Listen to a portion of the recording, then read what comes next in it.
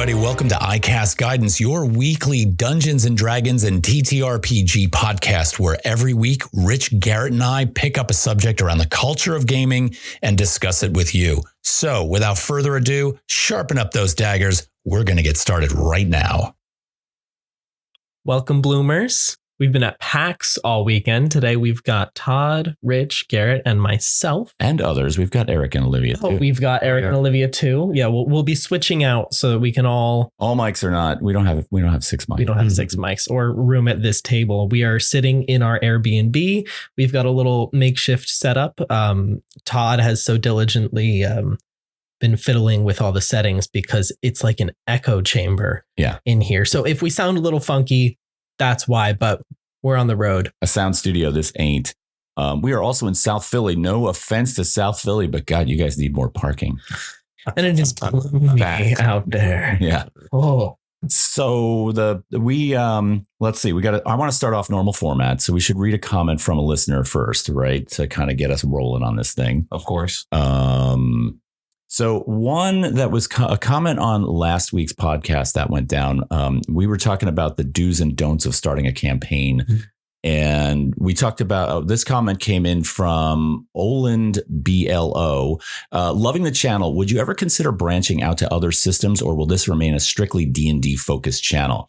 I think Musk, meaning Elon Musk, because we were talking about Elon Musk's tweet about buying D&D or buying Hasbro. I think Musk buying Hasbro should be the sign for many of the content creators out there to finally move on to other systems. That could kick off a Cambrian explosion of TTRPG content. Yeah, that's what I'm thinking. I'm thinking that one of the reasons why Darrington Press, for example, created Daggerheart in the first place was due to the whole the recontracting of all the, what's it called? The licensing. OGL. Mm-hmm. OGL. Thank you. My God. The whole OGL thing that went down last 2 years ago. That's that. Right. So I think this, first of all, number one, we're absolutely going to branch out into other systems. We've already been doing that. So I love that. But I think now's the time to make a game. Yeah, no, I think there's a lot of opportunities out there. And, being at PAX, there are so many other TTRPGs out there. It's not just the big ones. It's overwhelming. Yeah. Yeah. I mean, we can't see them all and we want to try so many of them. We picked up a couple things. Yeah. So there's some new stuff coming. So today's topic is mostly just around PAX and what we've seen at PAX, what we have enjoyed, what maybe what we think of the convention as a whole. But we've seen some cool stuff too. We've met some people. Well, if I could start, what you said, Garrett, I'm pointing to Garrett. Forget that y'all can't see that. Can't see. About not being able to see everything, like all these different types of TTRPGs. I feel that in the virtual world, it's hard because things are drowned out by algorithms and popularity and this and that. So you look up TTRPG, you get D&D, you get Daggerheart, maybe, because D&D is already so big, like algorithms not going to let you peek all these other things that are just starting. What I loved about PAX is that there's no algorithm. It's a layout, so you can see all these different things. What was that booth that we were at yesterday where you picked up the Lord of the Rings? It was Freeform, wasn't it? Is that what it was called? I have it right here. Hold on. It's Free League. Free League. I had never heard of that. Mm-hmm. And they had so many different things that I thought were so cool. And I feel like had I not gone to PAX, I would have never found out and we would have never picked up that book possibly. So I liked the aspect of exploration, and there's nothing deciding for you what you see and what you don't see. Yeah, but I want to offer up a flip on that a little bit because, 10 Candles, for example, I had this assumption that 10 Candles, which we played and we tested and we reviewed on this channel, I thought 10 Candles was like a huge deal. And no offense to 10 Candles, we got there and it's like one guy with a few helpers in a booth. It's a small operation. They had a fantastic zine. They've got other material coming out, but it's just a very, very small time operation. So in that case, the presence on the internet completely did not reflect the size of the group. This is not a multi-million-dollar corporation. Yeah, no, I think you got to do your work to find some of the smaller ones. But I like that it's in a central location at PAX, and you can experience different ones. We've seen some different things, and the Free League one, there's so many cool games. Like we were at that booth for a while. Yeah. We want to try like so many of them. Well, Free League has Vaesen, which is one we've talked about before. We've talked about playing that. Well, not only did they have Vaesen and whatnot, but they had a lot of things based off of the same system, the Year Zero system. And that started with Mutant Year Zero, which is one of their first games. And it branched off to a bunch of other games. But not only that, they had things like Morkborg, which is a completely different system. And they had the One Ring, which we purchased. And that was also a completely different Lord of the Rings based system. Well, no, actually, yes and no. Like what I like about the One Ring is you could buy it in two different formats. Mm-hmm. So you can buy One Ring in a 5e based format, or you could buy One Ring in Free League format. So you get to choose the mechanics that you want to play the content through, which was really, kind of cool. Yeah. So they were offering IPs that were skinned over for 5e. Right. They had that for, I think, Alien, because they offer an Alien series. But yeah, some of theirs, they had a skin for 5e, which I thought was cool. So if you're comfortable with those mechanics, you can just drop that world and monsters and everything into what you're already doing. Right. So Eric, I want to jump in and see what you thought yesterday. I want to get some of your thoughts. We've all kind of been chatting a little bit. So I'm just wondering what your thoughts were on PAX, like what you saw that you liked, like what stands out to you? Well, I kind of feel like PAX is this cacophony of color and an explosion of everything around. And to what Nate was saying earlier, there's so much that you get to see that you wouldn't normally be able to see. And for somebody who's visual and tactile, you really get a lot more of a context for all the different things that are available out there. And it's not just like clicking and swiping and looking and being like, okay, I kind of get the idea what this is. Plus, the other thing that I really liked is the representation of each games. Like you have people that are the creators of the game. You have people that are reps for the game. You have people that have played the game. Like there was a point at the Free League booth last night where I was standing next to the Bassin and I was talking to the rep and she was telling me a little bit about it. And then there were two guys that came up and they were like, this, and they just started talking about how great it was. And I was like, all right, I'm going to get the player perspective of this right now. So I think really for me, the biggest thing has been the community, which I was really surprised by. I totally went in there just thinking it was going to be a meat market of let's just cattle crawl through this thing and look at this and then look at that and then look at this. But everybody has been genuinely welcoming and really lovely. Yeah. Just really lovely. Some things that people say that just make your day for the whole weekend, somebody said you were what? What was that comment you got? That was, it was great. I was in, I can't remember what the booth was. You're in the Dark Tower one. Oh yeah, the Dark Tower and crossbows and catapults. And one of the booth people just was grabbing a box and looked up and we turned into and bumped into each other. And she was just like, "You are an absolute vision to behold." And I was like, "Wow, yeah, thanks. You just totally made my weekend." Yeah, so random, but that kind of carryover was. It just when something like that happens to you, you want to, pay that forward, push it out. And so I wound up finding myself commenting people on their outfits and commenting on people's games and being like, that's really beautiful, right. Just being free about communicating that loveliness to everybody. It was it really just felt like there was a really solid sense of community. Yeah. And very inclusive too, that's one thing I'm really going to give up to the PAX organizers. Bathrooms had labeling on it that anybody could use them according to what their gender is comfortable with, which made a big deal to me. Yeah. It had a lot of different booths that were talking about gaming therapy. So it seemed like there was a lot of accessibility. Yeah, I noticed that you guys too, Nathan and Rich, you guys were really talking to people a lot. There was a lot of people are very approachable. You guys made a lot of good, I'm not going to say contacts because it sounds really businessy, but you were really digging into some people, right? I know anytime I walked up to a booth or something and I was interested in that TTRPG, there'd be a person next to me reading about it. And I would just be I felt very comfortable enough to just walk up and be like, hey, do you play this? How can you describe this to me? Do you enjoy it? That kind of stuff. And everyone was so helpful with information. Yes. And I really have two things on this. This has been my first PAX. So I've never gone to something like this. And I loved that I just had the opportunity to go up to a table with a game and say, hey, can we just play this? Because I grew up watching like board game reviewers, like Shut Up and Sit Down is a classic podcast / YouTube channel that I grew up watching. And you would watch them play this game and you'd be like, oh, that's pretty cool. I'd love to get my hands on that. But you'd have to buy it first. It was amazing just to go up to a table, say like, hey, what's your name? I'm interested in this, and just play through it. I've never done that before. And 2, what I really loved is that I brought a deck of cards here. It's called Sneaky Cards. It's a lovely game.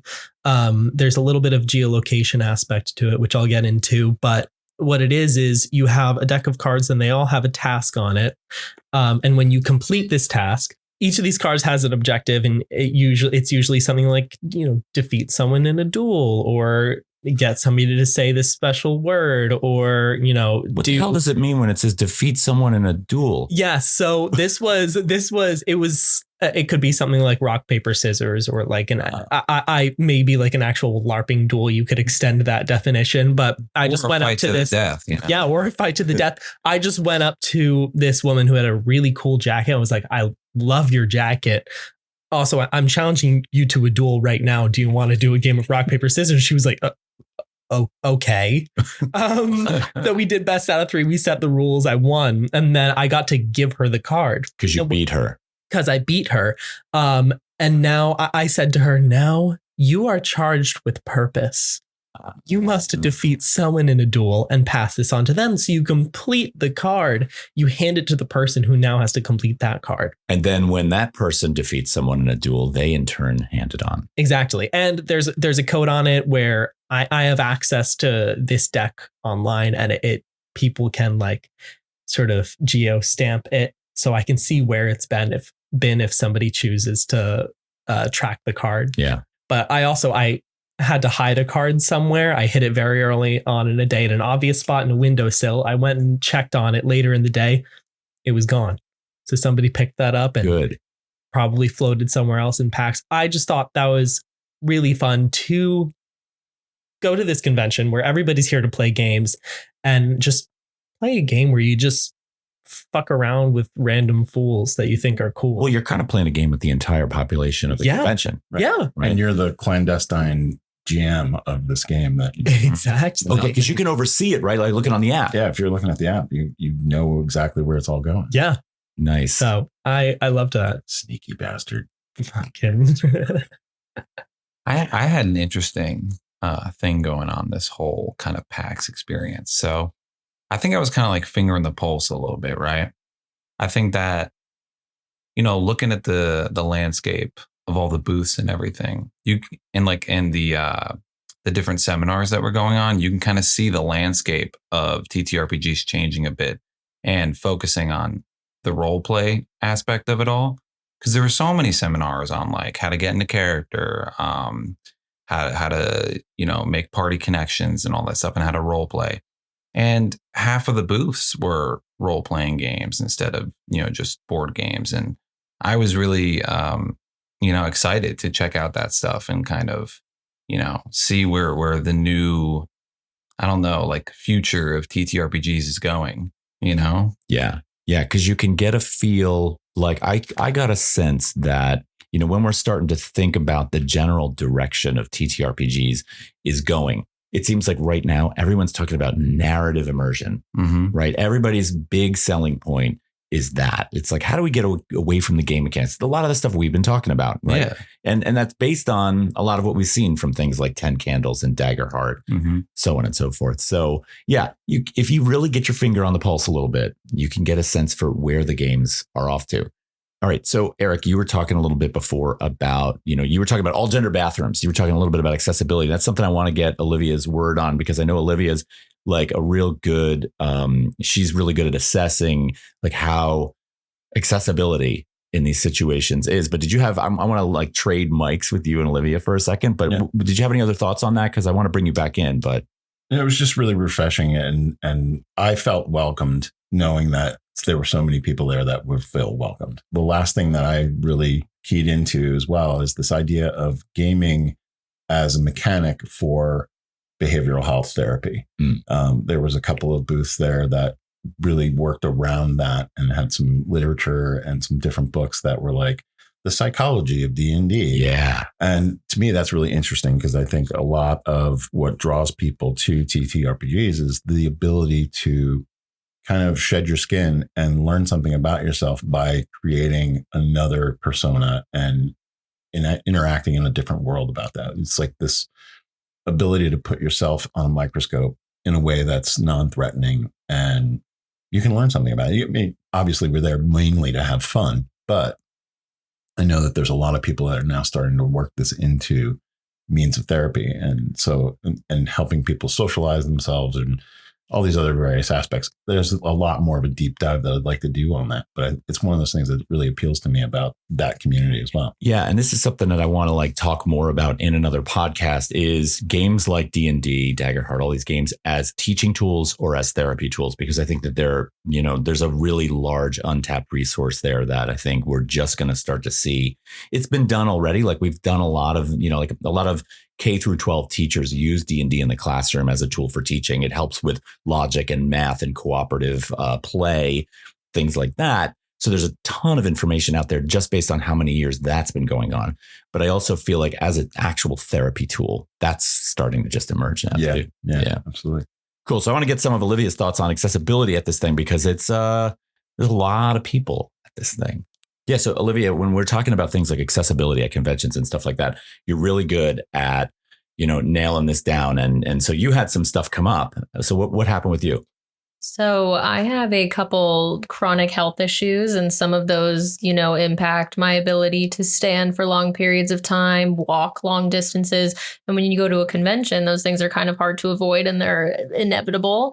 So I didn't know when we went to PAX that they had any type of medical badge or any type of accessible options. I figured they might, but I didn't see anything. And then as we were walking around, Eric and I had seen some people that had an actual medical badge clipped to their lanyard with their traditional PAX badge. So we went up to the info desk, and this experience was kind of crazy for me because I'm not used to it going so smoothly. Because you can't really see by looking at me that I might have a disability or anything like that. So it tends to invoke a lot of questioning from people.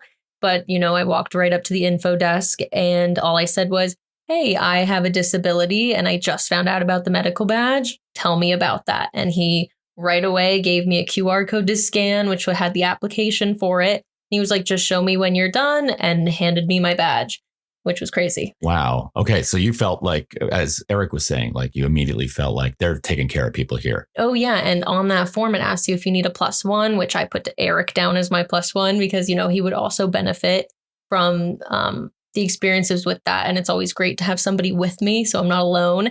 And they handed me one right for that. So typically the +1, I mean, I get the general gist of the +1, but I think some of the not lighter weight, but some of the lesser known needs for a +1 is like, if you're in a particular area and you have an issue, this is an ability for somebody to come in and help you out, right? Right. So I have POTS, and POTS in a really difficult situation, I could pass out, and passing out alone is not a great experience. So it's always a good thing, to have somebody with you that one would understand what to do, because not everybody knows what to do when somebody passes out or has another issue.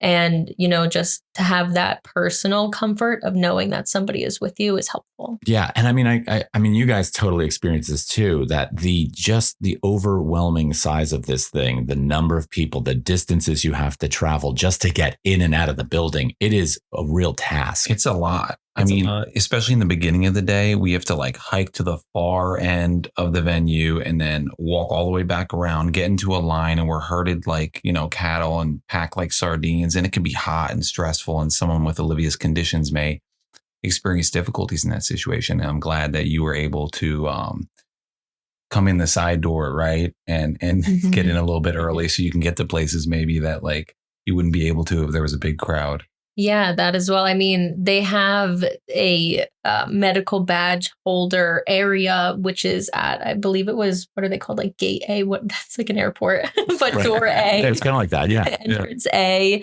where everybody that has those badges can kind of stay, and we get let into the vendor hall 10 to 15 minutes earlier than other people because, you know, it might take extra time and whatnot, depending on, because there's a lot of people in wheelchairs, scooters, things like that.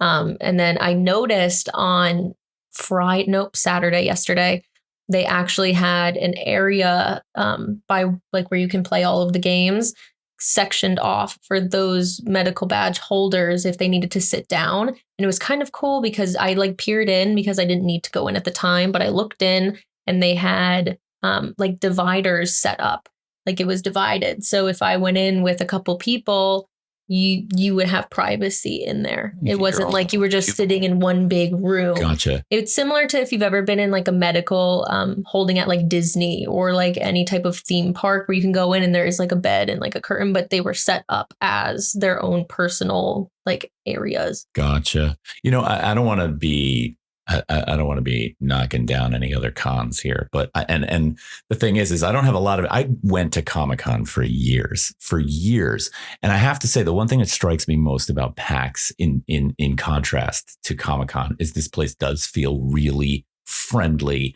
open, and welcoming, whereas Comic-Con felt like a nightmare. It was a nightmare. And maybe I'm wrong. And a lot of you will probably push back out there. If you're listening to this, you probably listen, I've had very good experiences at Comic-Con.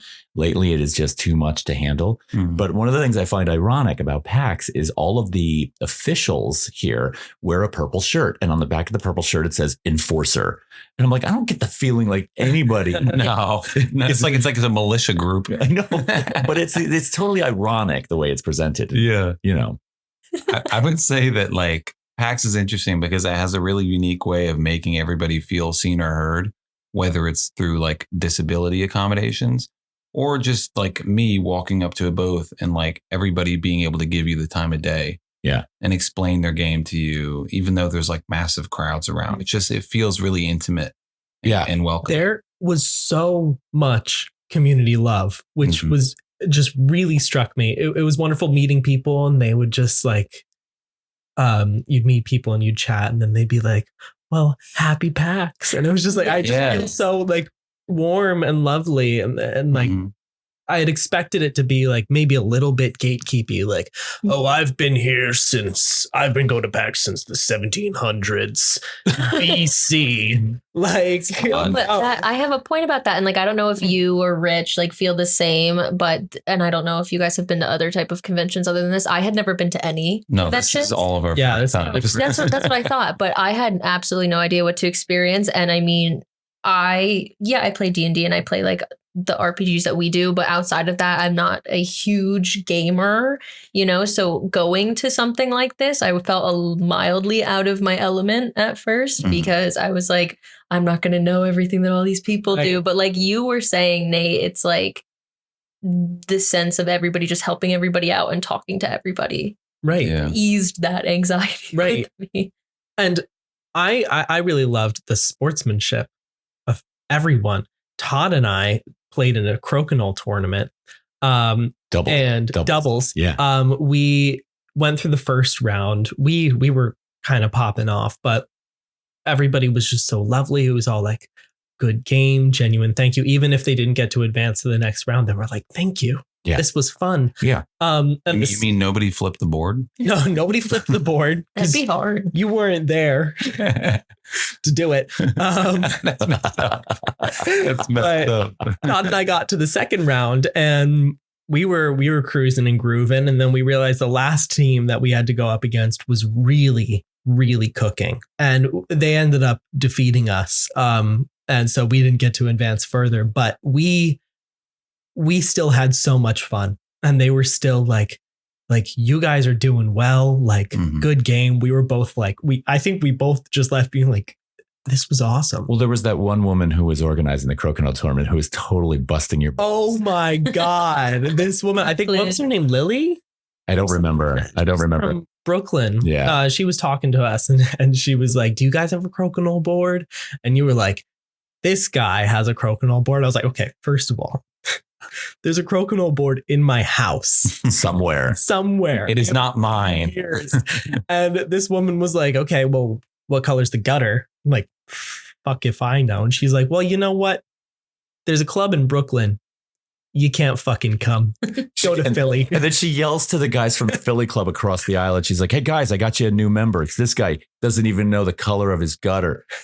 It's like, thank slander. But she was so funny. Oh, my God. It was a riot. Such a delight. I will say I was like lurking over your guys' shoulder for that tournament. And then some welcoming person behind me is like, hey, do you want to learn how to play? Yeah. And I'm like, right. yeah. You got pulled into a game. I got pulled into it. I didn't even ask for it. I was just lurking like a weirdo and somebody made me feel included. It was nice.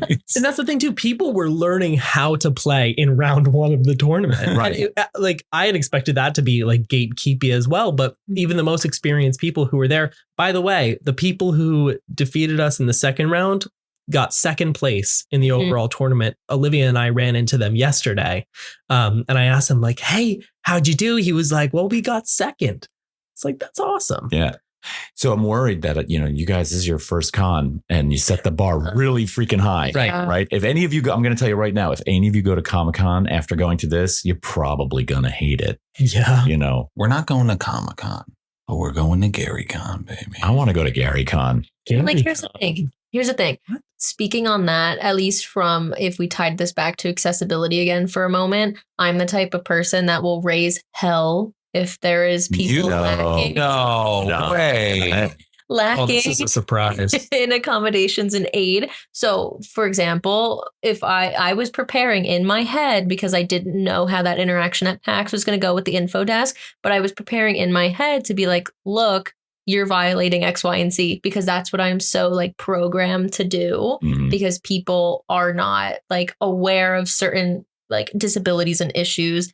But I didn't have to do that here, but I'm never afraid to do that. So if I did go to another convention, be like, you do realize one of your direct competitor conventions, PAX, does so much more for their guests.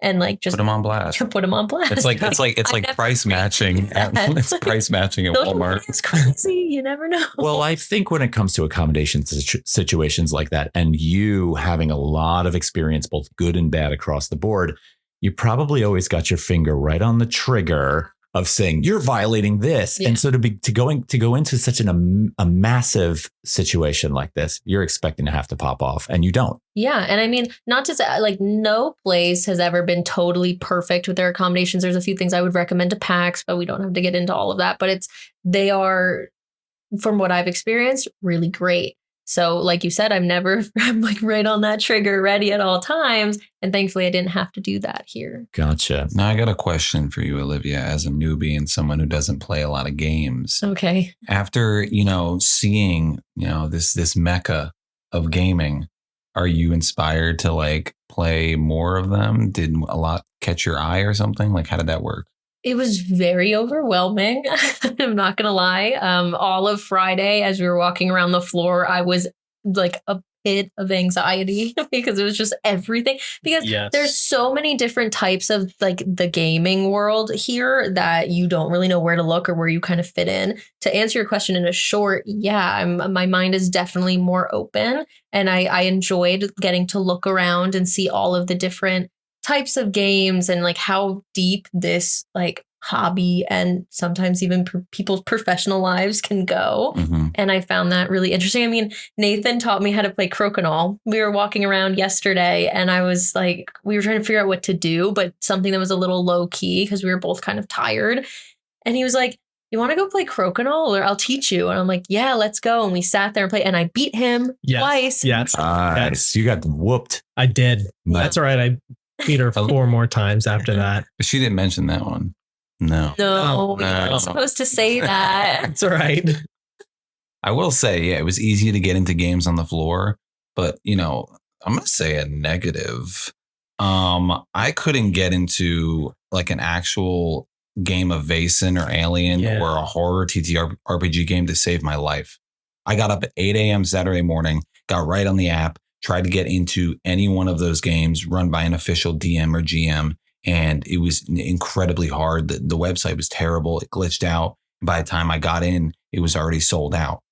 So it was just, well, on that note, we're going to take a break. But when we come back from the break, I want to actually talk about that, because I know that Garrett had mentioned having some issues with the website. I want to kind of come up with, I mean, I'm not expecting anyone from PAX to be listening to our podcast, but let's come up with some suggestions for them. So let's take a break real quick and we'll come back.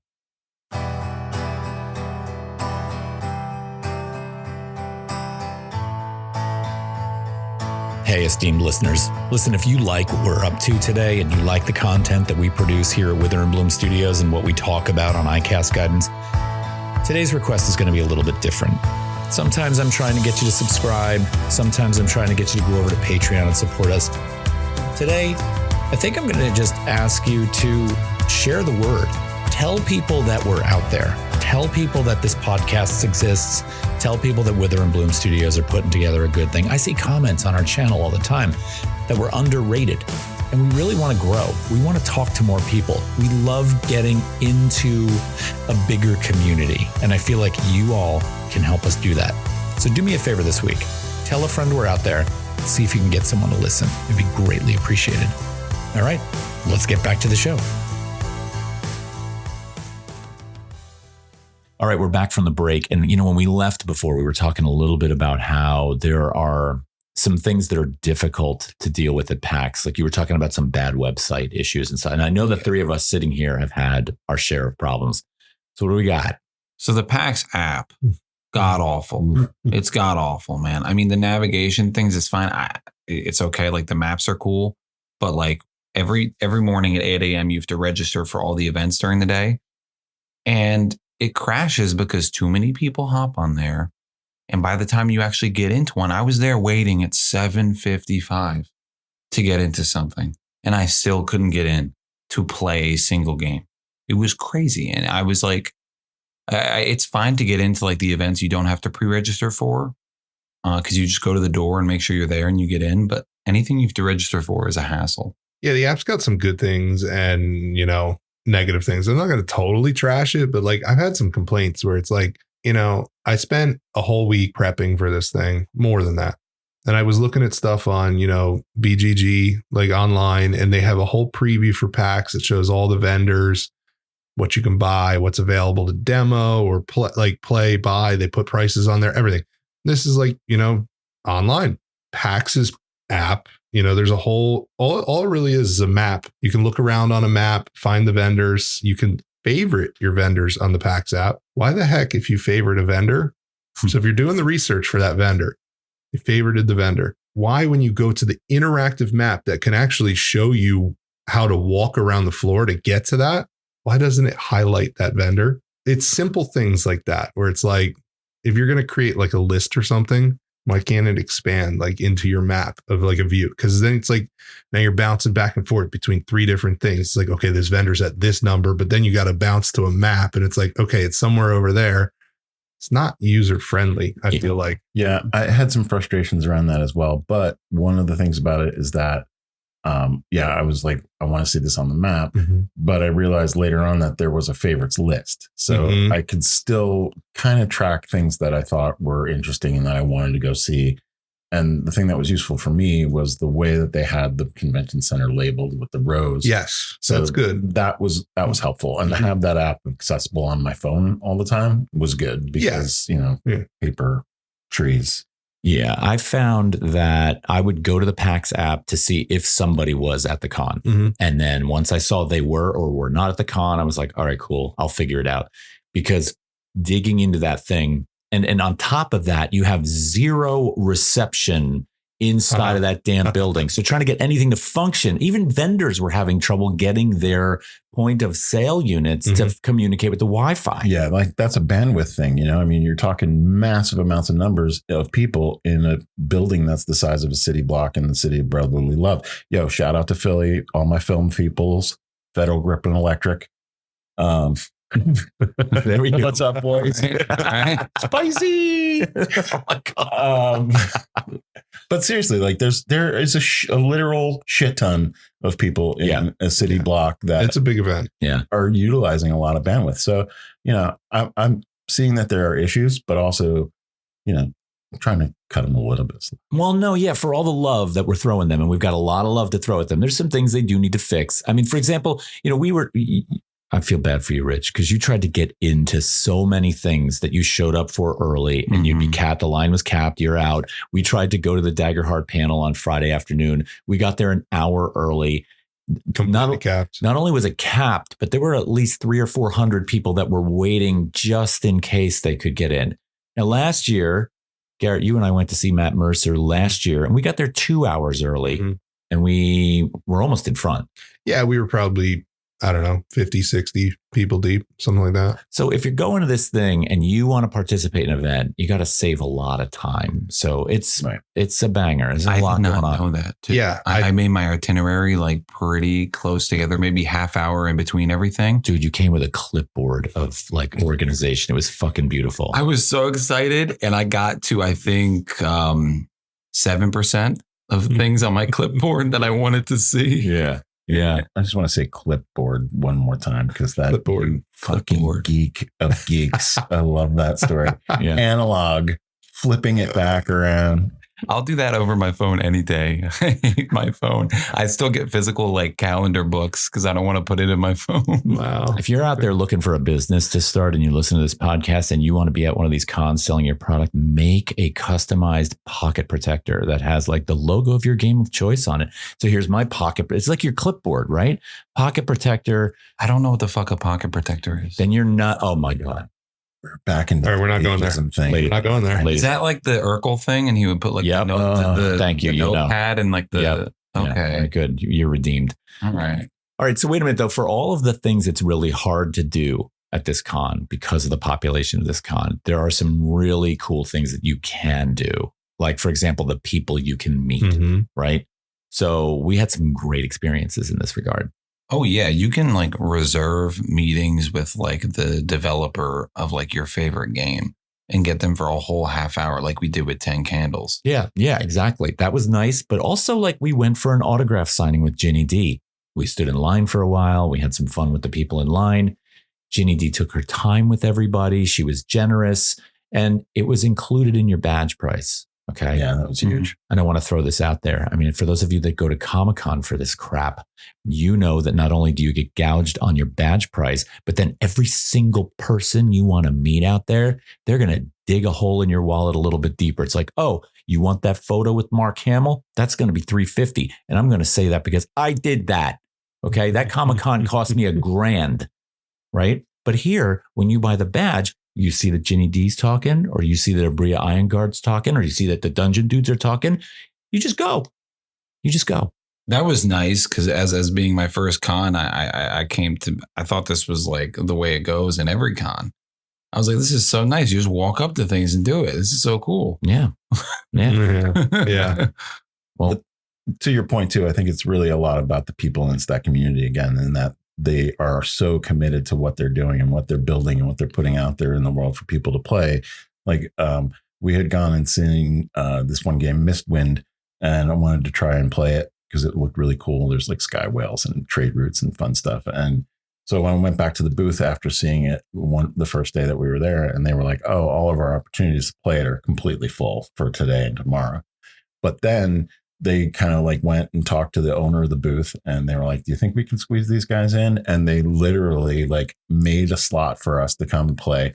The woman who created the game like walked us all the way across the convention floor to the gaming area and sat us down with 2 other people, and we played the game. And it was amazing. I know it wasn't rushed. It was 2 hours of time they gave us. They gave us 2 hours of time, but we still could have played that game for like another 4 hours. I know. Like the fact that they were like, we're going to shoehorn that indoor schedule and give these people the opportunity. And it was late in the day. It was like 4:00 appointment. They closed that portion of the floor down at 6. So they were like, they could have just been like, go screw it, buddy. You know, well, that's what I was going to say. Possibility that you're going to buy this game after you play it for 2 hours is like kind of on the fence. But, you know, they were like, we'll be willing to stay here up until the very end. Like they could have easily just been like, nah, we're going to pack up our games and, you know, hang out for the last 2 hours of the day and just interact and try and sell. It was more of like, we want you to experience this because we're proud of it. Like as we were walking to the spot, she's showing us pictures of people who've painted the sky whales. And like, yeah, it was just really cool. There was a lot of pride in it. Yeah. Well, if this had been over at Capitalists and Grognards, I mean, Comic-Con, they would have had that glazed over look as they talked and they looked over the top of your head while that stuff, you know what I mean? It's just like, it's not 1,000-yard gaming stare. You got it. You got it. So this is really about community. Yeah. And I absolutely love that. Our favorite experience, I think, in this was at the Darrington Press table where, you know, first of all, we went up to the Darrington Press table. We expressed our love for Daggerheart. We talked to them about it. I did finally pre-order the limited edition set, and I held out ordering it because I wanted to order it at PAX. And you got to see it. And I got to physical. Oh my God. I'm telling you what, they're nice photos on the website, but seeing the physical set in the case, I was like, okay. So listen, if you guys are thinking Daggerheart and you're on the fence about ordering that system, it is nice. Like, it's just a beautiful quality product. So I'm putting a shout out there. But then we came back to Darrington Press the next day, and there's Spencer Stark. Who was there? Who was all there? It was there. There was a signing with Spencer Stark and Rowan Hall, and we came back right at the end of that signing. Like, they hadn't closed the signing. It was over. This is where the story comes in, though. So, and then I decided to buy a gift for a certain someone. Who knows if they're going to hear this before they get that gift? I was worried about. Whatever. Cat's out of the bag. Happy Merry Christmas, Addie. But you know, we're standing there. I'm going through the whole process of getting it, and they're like, "Oh, here's your stuff. You know, like here's the extras. Here's the poster and all that." And I was like, "Listen, I know the signing is closed, but do you guys think that you would be interested in doing me a solid and signing this for my kid?" You know, and like. Immediately they lit up. Like, the guy who was helping me at the booth just took the poster right over to Rowan, and she came over to me and was like, "What's their name?" And I'm like, "How do you spell it? I want to make sure that's right. We're so intrigued by everybody that's into it. We really appreciate it." Spencer came over to us, was talking to Todd and I, and was just like really engaging with us and really connected. And like, to have that kind of level of interest with their fans and people who are sharing in the development of this. Like, one of the things that really stood out to me was that they had asked us what we had thought. And if you want to talk about this a little bit too, Todd, because we had given them some feedback on some of the betas. Right. Yeah. Well, we started playing the beta testing for Darrington Press, or for Daggerheart when it first came out. We were really active in analyzing the game, playing the game, coming up with suggestions. They had a queue or a suggestion box that you were basically giving feedback to. So I did it from the DM side. We did some from the player side. And it felt like they were really listening, not just to us. I'm sure that there were plenty of people out there who had similar concerns to us. But when we saw the responsiveness in further releases, those changes were being made. And I think they got a really good game because of it. Yeah. Yeah. It's all about the community, man. So ultimately, you know, this community and who we were able to talk to and meet, the things that, you know, Garrett, you and I went last night. We went to see the Critical Role Merry Christmas, the first live open Daggerheart play with the full Critical Role team on stage. It was a riot. It was hysterical. Oh, it was amazing to be there and experience it. And I was glad we were able to do that. Yeah, it was so good. And I have to say, just from the standpoint of us being Daggerheart players and we're, you know, talking about how to play this game, that game went off almost without a hitch. The gameplay was smooth. There were they know how to play this game now. I have to say, one thing that really, you know, it took the entire audience by surprise is when you watch Critical Role, Matt Mercer opens every game with, "Hello, everyone, and welcome to Critical Role, where a bunch of us nerdy-ass voice actors sit around and play Dungeons & Dragons." And last night he opened that show and he's like, "Hello, everyone, and welcome to Critical Role, where a bunch of us nerdy-ass voice actors sit around and play Daggerheart." And the whole audience was just like, everyone gasped and went nuts. It was crazy. It's nuts. And I think it was the first time that officially switched. And I think that is a major cultural shift in how this game is going to like change things. No, it was good. That's another podcast. I think the future of RPGs. We're always, for sure. For sure. Well, listen, we're going to have to wrap this up. You know, we got to get to PAX. We got to check out of this room. We got to get to PAX, right? Because we got one day to go. And at some point, people, when my blood sugar finally drops and I'm looking catatonic like a zombie, like I did yesterday, I will sit down with my laptop and this episode, and I'm going to edit this and get it out to you. So while you're listening to this, realize this came with some blood, sweat, and tears. We tie. Yeah, we are tired. We Knuckle dragon. Love you. What's that? We did it because we love you. We do. The other thing I just want to quickly say about the community and everything is that I felt as a member of Wither and Bloom that when people saw us and recognized our logo, or even just from like meeting us on Friday and then seeing us again on Saturday, I felt like our Wither and Bloom was welcome at PAX. And that made me feel like really good that something that we did is being engaged with. So if you've seen our stickers, if you've used that QR code and watched things and listened to things, thank you. Because, it's a love and it's a lot of fun to do what we do, but it's work, so to see that kind of appreciation come through and see that glimmer in people's eyes, or like when you hand someone a sticker, they're just like, that's beautiful. Thank you. Yeah. Thank you for that. And I got to tell you guys also, if you have been to PAX this weekend, if you're down here and we're down here, go over to YouTube and go to Wither and Bloom Studios on YouTube and leave something in the comments on this podcast about your experience. Talk to us about accessibility. Talk to us about whether or not you like the app. Talk to us about what games you're playing. Give us some feedback on that. We would love to hear. And we will probably read one of those comments on the air next week when we have finally caught up on our sleep. But thanks for listening, you guys. We love you all. We'll talk to you next week. Guys, thanks for the conversation. It was awesome. Yeah, it was a good one. All right. We'll see you all soon. Later, Philly. Adios.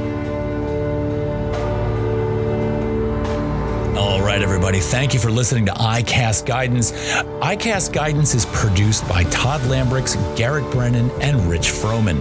We drop this podcast every week, and we are looking forward to having you hang out for more. Don't forget to head on over to Wither and Bloom Studios on YouTube, follow our channel, and definitely comment on what you see there. We will probably read those on this show. Thanks again for listening. We look forward to next time.